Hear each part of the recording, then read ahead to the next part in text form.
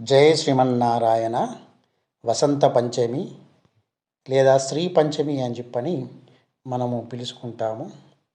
ఈ వసంత పంచమి మాఘ శుద్ధ పంచమి నాడు జరపబడును. దీనిని శ్రీ పంచమి అని, మదన పంచమి అని కూడా అంటారు. మాఘ శుద్ధ పంచమి సరస్వతీదేవి జన్మించిన రోజు. ఈ పండుగ యావత్ భారతదేశంలో విశేషముగా జరుపుకుంటారు.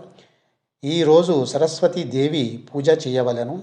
రతి మన్మధులను పూజించి మహోత్సవ మొదరించవలను, దానములు చేయవలెనని, దీనివలన మాధవుడు వసంతుడు సంతోషించునని నిర్ణయామృతకారుడు తెలిపాను. అందువలన దీనిని వసంతోత్సవము అని కూడా అంటారు. మాఘశుద్ధ పంచమి నాడు వసంత ఋతువు ప్రారంభమగును. ఈనాడు విష్ణువును పూజించవలను.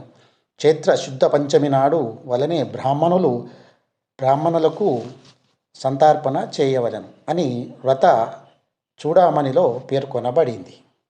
సరస్వతీదేవిని మాఘశుద్ధ పంచమి నాడు శ్రీ పంచమి పేరిట ఆరాధిస్తారు. సర్వ విద్యలకు ఆధారం వాగ్దేవే కనుక చిన్న పెద్ద తేడాలు లేకుండా పుస్తకాలు, కళాలు అమ్మవారి దగ్గర పెట్టి ఈ రోజున ఆరాధిస్తారు. సంగీత, నృత్య, సాహిత్యాలకు కూడా ఈ దేవి మూలం కనుక ఈ తల్లిని నృత్యకేలి విలాసాలతో స్తుతిస్తారు. శ్రీ పంచమిని వసంత పంచమి అని, మదన పంచమి అని కూడా అంటారు. ఈ తల్లిని జ్ఞానప్రాప్తి కోసము ఆరాధించమని బ్రహ్మవైవర్త పురాణం చెప్తోంది. ఈ శ్రీ పంచమి నాడు సరస్వతిని ఆరాధించే విధి విధానాలను నారదునకు శ్రీమన్నారాయుడే స్వయంగా వివరించినట్లు దేవి భాగవతం చెప్తోంది. మాఘమాసం శిశిర ఋతువులో వసంతుని స్వాగత చిహ్నముగా ఈ పంచమిని భావిస్తారు. ఋతురాజు వసంతుడు కనుక వసంతుని ప్రేమను కలిగిన వాడు మదనుడు కనుక మదనుణ్ణి అనురాగవల్లి అయిన రతీదేవిని ఆరాధన చేయడం కూడా శ్రీపంచమి నాడే కనబడుతుంది. వీరి ముగ్గురిని పూజించటం వల్ల వ్యక్తులు మధ్య ప్రేమానురాగాలు కలుగుతాయి. దానివల్ల జ్ఞాన ప్రవాహాలు ఏర్పడతాయి. అమ్మ దగ్గర అక్షరాభ్యాసం చేయిస్తే పిల్లలు జ్ఞానరాశులు అవుతారు. సరస్వతి ఆరాధన వల్ల వాక్శుద్ధి కలుగుతుంది. అమ్మ కరుణతో సమృద్ధిని పొందుతారు. మేధ, ఆలోచన, ప్రతిభ, ధారణ, ప్రజ్ఞ, స్ఫురణ శక్తులు స్వరూపమే శారదాదేవి. అందుకే ఈ దేవిని శివానుజ అని కూడా పిలుస్తారు.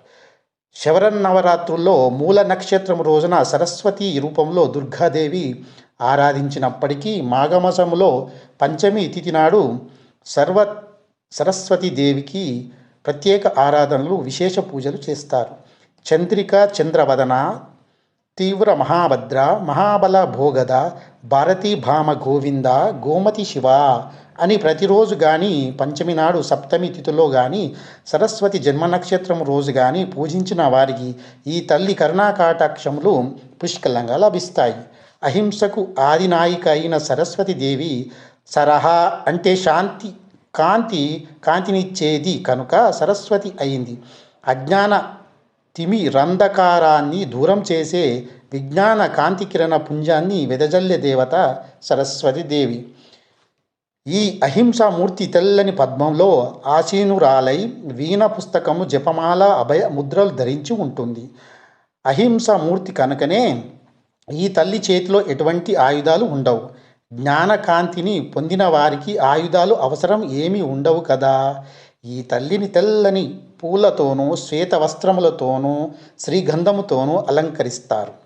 పచ్చని వస్త్రాలు లేక తెల్లని వస్త్రాలను ధరించి తెల్లని పూలతో అర్చనాదులు చేసి క్షీరాన్నాన్ని నేతితో కూడిన వంటలు, నారికేలము అంటే అరటి పండ్లను, చెరుకును నివేదన చేస్తారు.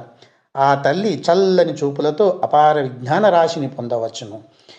వాగేశ్వరి, మహాసరస్వతి, సిద్ధి సరస్వతి, నీల సరస్వతి, ధారణ సరస్వతి, పరాసరస్వతి, బాల సరస్వతి ఇలా అనేక నామాలున్నప్పటికీ సామపంతు సరస్వతి అని పూజించేవారు ఈ తల్లికి ఎక్కువగా ప్రేమ పాత్రులు అవుతారు.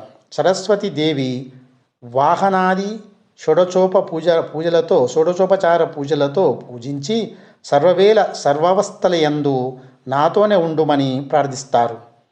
వ్యాస వాల్మీకులు కూడా వ్యాస వాల్మీకి కూడా ఈ తల్లిని అనుగ్రహంతో వేద భజన చేయడం, పురాణాలు, గ్రంథాలు, కావ్యాలు రచించడం జరిగిందట. పూర్వం అశ్వలాయనుడు శాదిశంకరాచార్యులు కూడా ఈ తల్లిని ఆరాధించినట్లు మన పురాణాల్లో చూస్తున్నాము. అందరికీ జై శ్రీమన్నారాయణ. ఇంతవరకు నేను చెప్పిన విధంగా మీ పిల్లలను మీ పూజా మందిరంలో కూర్చుండబెట్టి అమ్మవారి ముందు నేను ఇంతకుముందు చెప్పిన విధంగా పుస్తకాలు కానీ పెన్నులు కానీ పెట్టి ఆరాధన చేయండి. మంచి జ్ఞానాన్ని సంపాదించుకోమని ఈ వసంత